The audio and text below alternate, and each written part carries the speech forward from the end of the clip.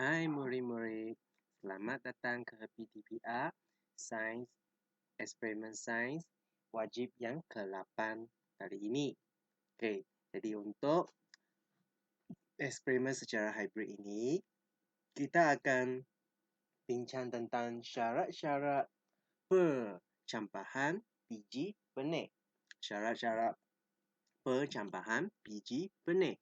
Okey, jadi dalam sini kita akan lihat kepada tema yang kedua. Okey, topik yang keempat tentang pembiakan tumbuhan. Okey, jadi dalam eksperimen kita ini akan memahami tentang pembiakan. Okey, mari kita lihat kepada yang seterusnya. Okey, percampahan biji benih. Bagaimanakah perubahan rupa bentuk biji benih yang bercampak dari segi tumbuhan retikul, rumen dan keadaan kotiledon? Okey, semasa percampahan, testa pecah dan retikul mula muncul dan tumbuh ke bawah membentukkan akar. Rumen pula bertumbuh ke atas menjadi pucuk. Setengah kotiledon tumbuh keluar dari tanah dan disebut sebagai percampahan epigel. Okay, terdapat juga kotiledon yang tetap berada di dalam tanah sepanjang tempoh percampahan. Percampahan jenis ini dikenali sebagai percampahan hypogel. Okay, jadi kita lihat kepada yang seterusnya. Ini adalah percampahan epigel. Okay, jadi kita boleh nampaklah daripada mula sehingga dia akhir. Jadi kalau kamu lihat dekat sini, kamu akan rasanya dia macam apa? Macam taunge kan? Kalau kamu pernah makan taunge, inilah percampahan epigel yang macam tu. Okay, lepas tu kita lihat percampahan hypogel.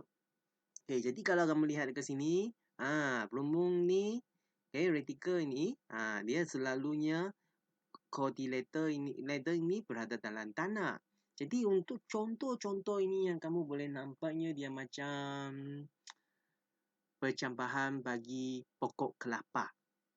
Kamu nampak biji dia masih dekat tanah kan? Jadi itulah adalah percampahan hypogel. Kita lihat syarat untuk percampahan biji benih. Okay, adalah air, udara dan suhu yang sesuai. Okay, jadi kita lihat kepada pernyataan masalah bagi eksperimen ni. Okay, murid-murid sila buka buku kerja anda kepada muka surat 185 dan 186 untuk eksperimen kali ini. Pernyataan masalahnya adalah, adakah udara, air dan suhu yang sesuai perlu untuk biji benih bercampah? Adakah udara, air dan suhu yang sesuai perlu untuk biji benih bercampah? Okay, hipotesis untuk eksperimen ini adalah biji benih memerlukan udara, air dan suhu yang sesuai untuk percampahan. Biji benih memerlukan udara, air dan suhu yang sesuai untuk percampahan. Okay, kita lihat seterusnya. Okay, tujuan untuk eksperimen ini. Okay, adalah menentukan syarat percampahan biji benih. Menentukan syarat percampahan biji benih. Kita lihat pemboleh ubah untuk eksperimen ini.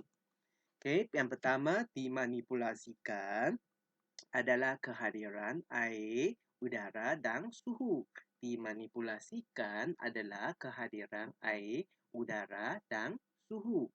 Yang kedua, bergerak balas adalah percampahan biji benih. Yang kedua, bergerak balas adalah percampahan biji benih. Ketiga, dimalakan adalah jenis biji benih. Dimalakan adalah jenis biji benih. Okay, lepas tu yang seterusnya, bahan dan radas untuk eksperimen kita kali ini adalah tabung didik, kapas, air, minyak masak, kertas hitam, kacang hijau dan peti sejuk. Semua dia adalah dilakukan seperti dalam gambar raja ini. Kita lihat seterusnya prosedur. Ini merupakan prosedur yang disediakan dalam eksperimen ini.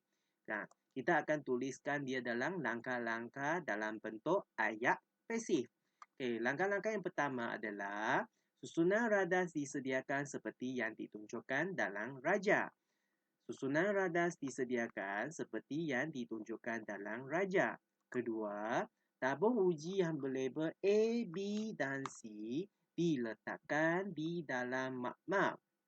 Dan tabung uji yang berlabel B diletakkan di dalam peti sejuk.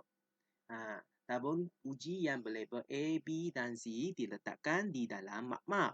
Dan tabung uji yang berlabel D diletakkan di dalam peti sejuk. Ketiga, percampuran biji benih diperhati dan direkod selepas 5 hari. Percampuran biji benih diperhati dan direkod selepas 5 hari. Okey, yang seterusnya adalah keputusan bagi eksperimen ini. Kita boleh nampaklah ini merupakan keputusan bagi eksperimen kita. Kamu just tick sajalah. Okey. Okay, ini adalah tentang kehadiran. Okey. Okey, kita boleh nampaklah hanya tabung uji A saja yang bercampak. Okey. Kita lihat kepada soalan pertama. Apakah peranan tabung uji A? Okay, jawapannya adalah bertindak sebagai kawalan. Kenapa sebagai kawalan? Untuk menunjukkan kehadiran ketiga-tiga syarat itu akan menjadikan biji benih itu bercampak. Okay, dia adalah bertindak sebagai kawalan. Okay, lepas tu soalan kedua, memberikan sebab mengapa minyak diguna dalam tabung uji C. Jawapannya adalah menghalang udara daripada melarut dalam air didih yang disejukkan. Menghalang udara daripada melarut dalam air didih yang disejukkan. Ini adalah kerana udara ini dia tidak akan melarut dalam minyak masak. Okay, minyak. Jadi that's why dia tidak akan sampai ke air yang telah dididih. Okay, soalan ketiga. Mengapakah semua tabung didih dibalut dengan kertas hitam? Okay, jawapannya adalah menunjukkan cahaya tidak diperlukan untuk percampuran. Menunjukkan cahaya tidak diperlukan untuk percampuran. Lepas tu, kesimpulan. Kesimpulan bagi eksperimen ini adalah hipotesis diterima, biji benih memerlukan air, udara air dan suhu yang sesuai untuk percampuran. Hipotesis diterima, biji benih memerlukan udara, air dan suhu yang sesuai untuk percampuran. Okey, jadi dengan ini kita lah berakhir dengan eksperimen wajib ke-8 kali ini. Okey, jadi kita akan jumpa lagi pada eksperimen yang seterusnya. Okey, bye-bye.